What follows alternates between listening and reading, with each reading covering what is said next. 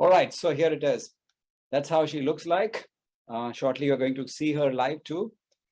She's Caroline Kruger. She's served for about 10 years plus in various positions in education, in media, and telecommunications, as you can see on your screen.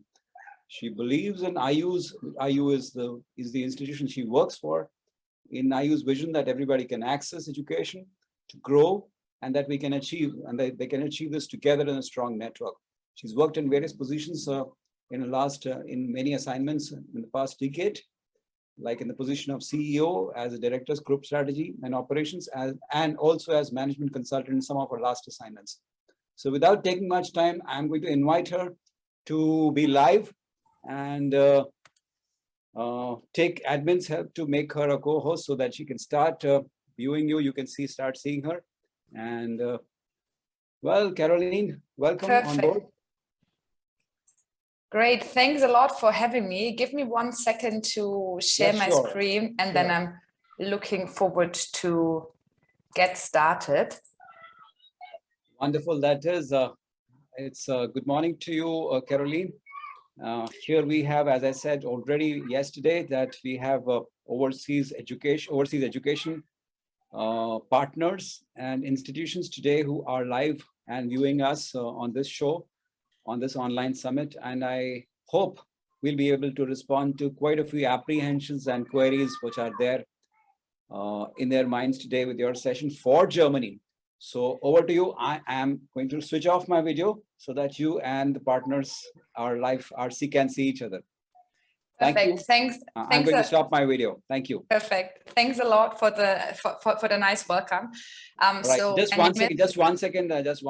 I forgot to tell all my audience today that the session by the respective speakers is ranging between 15 to 17 minutes, and we have reserved about 5 minutes or something like that for us to ask questions to the speaker on your behalf. So please don't delay. Put your questions right forward on the chat box, and we will be curating them and and presenting them to our speakers on your behalf for their clarifications. Thank you so much. Over to you, Caroline. Great, and looking forward to answer any open question. So thanks for the warm welcome words. My name is Caroline. I'm the Chief Operating Officer for Strategic Partnerships and Upskilling at IU International University of Applied Sciences. For everybody who haven't heard of IU, so we are the largest German university with over 85,000 students, mainly driven by online distance learning. And our vision, as you've already heard, is everybody can access education to grow. That's why I'm really happy to be here today to talk about the German education market and also the power of online. Moving to my first slide. So looking at kind of like the intake numbers in Germany, we saw a continuous growth of student intake in Germany over the last 5 years between roughly like 2 to 4%. While on-campus studies have shown like growth rates between like 1 to 3% in the past, online studies grew at a higher rate of roughly like 7%. And online studies overall in Germany is making up around like 6% of total intake, so ranging between 160,000 to 180,000. But we have already heard it also in the US market. So we have like stagnant student numbers in winter semester 21, 22 due to the pandemic. However, we expect an uptake in winter semester 22, 23 to come back to similar growth rates as before the pandemic. And one main growth driver are definitely international students in Germany. So they are making up of roughly like 11% of total intake, which is like about 33,000 students.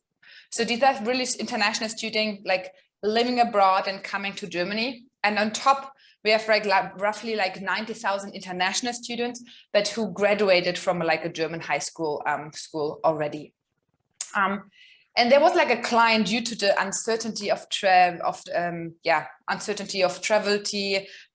also difficulty to travel. So we saw that like roughly 21% like less international student starters in 2020, And I have to say, some also started online in their home country and then transferred to campus at a later point in time. But in 2021, so last year, the number increased again slightly, so roughly 2%. So when we talk with partners out there, we see that the wish to study abroad or to come to Germany is still like really, really high, which also like pleases us.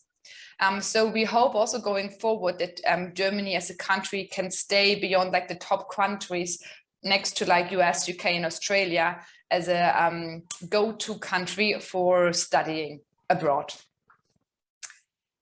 And just to give you some idea, I'm looking at like German students where they are studying. So we see that they prefer going especially to neighboring countries. So as you can see, Austria, the Netherlands, also like UK, Switzerland. So I'm also excited to hear today, maybe what else can we do to make studying in other countries, apart from our neighbor countries, attractive to German students. As I said at the beginning, we're like an online or mainly online university, but with also on-campus and hybrid options. We put a lot of research in how Corona influences the way of learning. So we got the feedback of people in Germany that most of the institutions handle the situation quite well. And with like, you see the percentage of 70% who said like, it was going well. I'm really happy, I have to say. We have a lot of institutions in Germany who have never taught in online or offered any hybrid models. So I think how digitization and transformation evolved to this through this pandemic and how institution reacted was really, really great. And asking people like, what are the advantages of like studying online? I mean, it's nothing new. It's definitely the benefit of flexibility, and that there was like no more commute, which also made people happy. And for sure, one of the disadvantages, and we also heard it before, was like the missing interaction part. So that's why, apart from pure online, asynchronous formats and also blended option, hybrid option, like things where people can interact with each other are definitely important also going forward. So you see that people have a positive mindset when it comes to online learning, and not only positive, they believe that the pandemic is making online learning much more important overall. And I mean, if you look at how also employers need to digitize and like transform, we see a lot of more people interested in educating themselves, both from a private perspective, but definitely also from a professional perspective, because a lot of jobs going forward are gonna like disappear or change. So people need to to be on top of what's going on out there. So we also did a couple of research questions to ask what kind of formats people are looking for. And they do not really need like the classroom. They prefer like online learning, like on demand, but they also like it if it's kind of a format where they also have synchronous element to really meet with other people. So in a nutshell, apart from like the flexibility and on demand option, it's the various time models which make like online studying also for international students so attractive, and also the rolling intake, so that they are no responsible to come to certain intakes. Apart from like the digital first trend we also saw like a strong focus on employability and market relevant skills, both from student side but also from employer side. And we also discussed this like in the last presentation, that there's a huge demand for especially like the STEM subjects, so science, technology, engineering, mathematics. And as you can see, this is also like reflected, just as an example, in the most popular or the most selling IU degrees of our English speaking program. So it's MBA, but it's also data science, computer science, and artificial intelligence. So just as an information, because I know we also have different institutions here, and I think you might be interested in what kind of these trends, and especially employability trend, is like, what kind of, so what we do with this kind of trend. So at IU, we launch like roughly 30 new programs each year. And as you can see here on the slide, just to give you an example, these are programs we developed, and also to give an answer, especially for the employability need and out there. So we focus a lot on computer science, artificial intelligence, engineering program, like management, to upskill the workforce, but also the individuals out there. So all in all, apart from like the online growth and also the employability, I would like to focus like on 3 potentials and like kind of a game plan we see going forward. So the first potential we see in Germany, but we also think it's a good potential internationally, it's a dual study model. So it's a combination of studying on campus or also online and working at a company.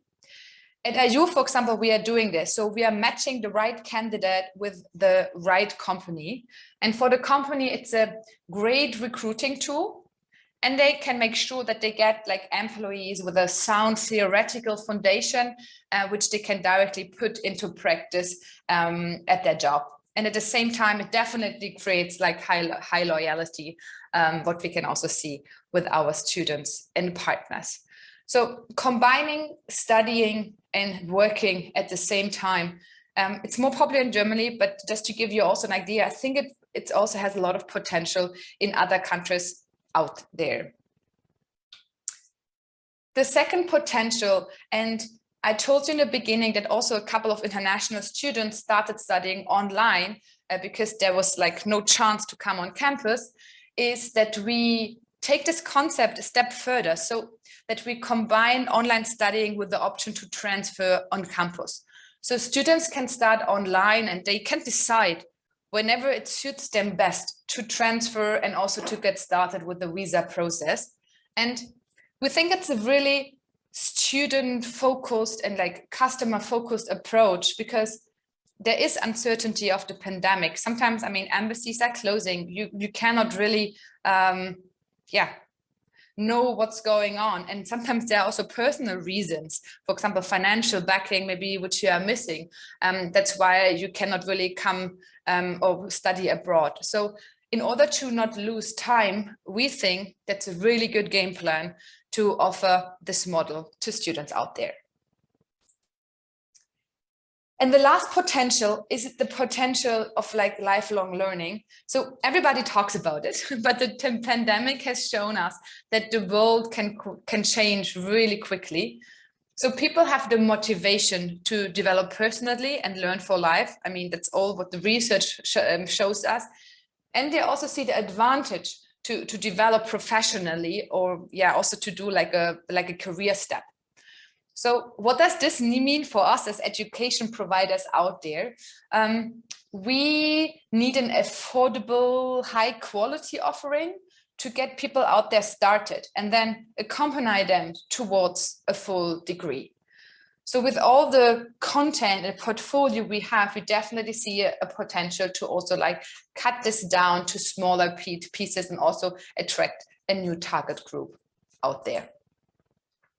So in a nutshell, we see a trend towards definitely online and blended, and we definitely see that this is going to continue. We see a focus on the job market relevant skills, and that employability is getting more and more important.